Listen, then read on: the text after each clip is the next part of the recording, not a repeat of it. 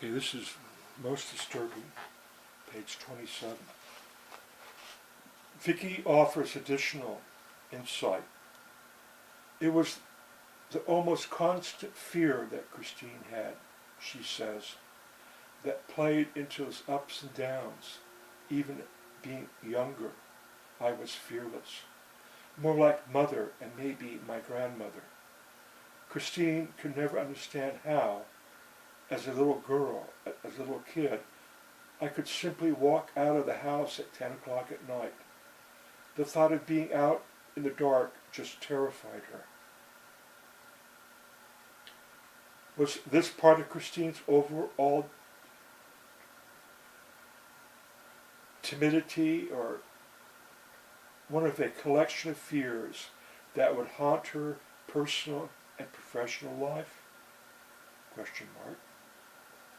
In retrospect, Vicky thinks it could have been both, and all mixed together as a large part of Christine's life, floating between an abusive reality and a Prince Charming make-believe world, not unlike Rosemary's, that she was so desperate to create, a make-believe world in which beauty and calm and timelessness prevail, the fashionable world she later painted and for which she was famous.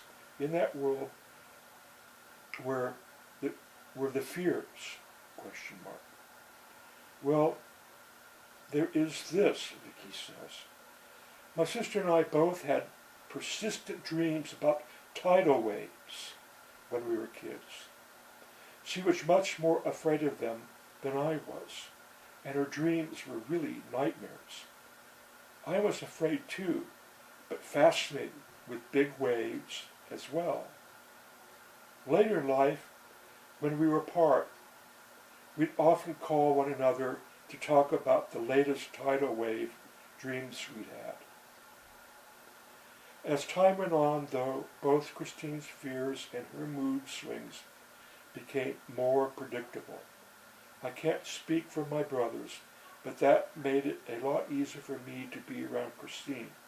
In fact, as often as not, I was able to tell her what she was going to do next.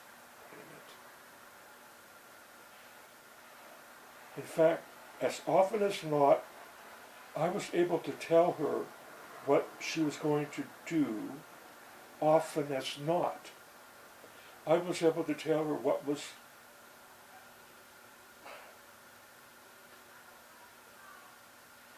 that became comforting for a while, because in the midst of her mood changes, I could count on her to be the same. And it was important because we could not count on my mother and father to be constant in any way. They were more volatile, and you could never be sure what either of them might do.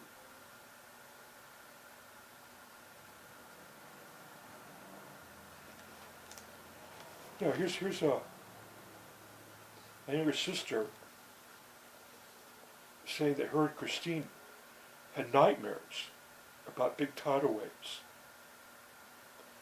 Here's Vicky saying how she could predict what Christine would be doing,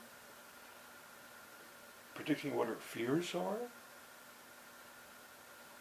But yet that morning, they wake up at Rocky Point, and from the guest house where Vicky and her son are staying, they could see huge waves crashing down on the rocks. And this, according to the lifeguard personnel, there was white caps as far as the eye could see. Well, Vicky was in the Navy.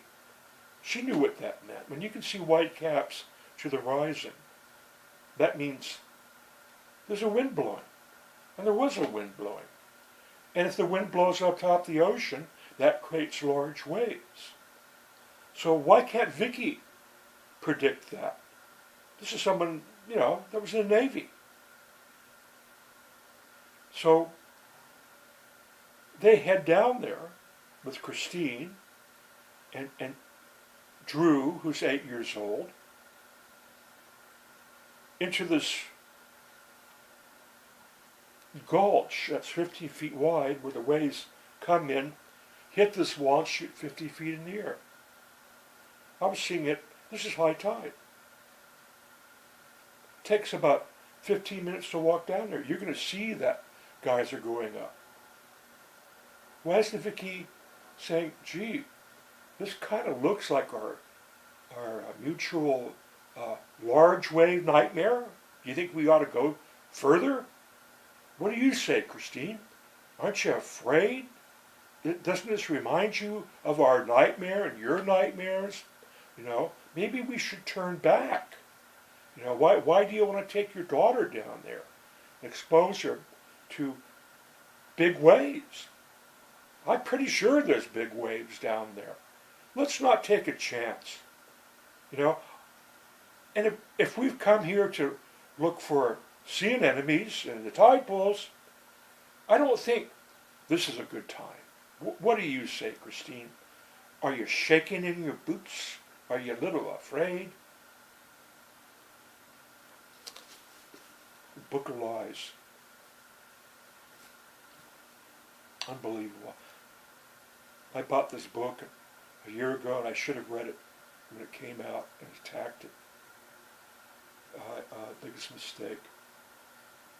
I thought I could launch another attack with a witness of, I thought, a professional person, Kim Hafner, but turns out she says she's communicating with my daughter.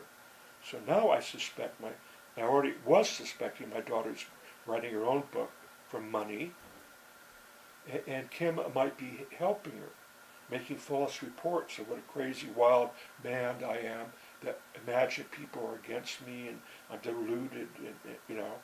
I think this is what's going on. But they're going to be shocked what's coming next.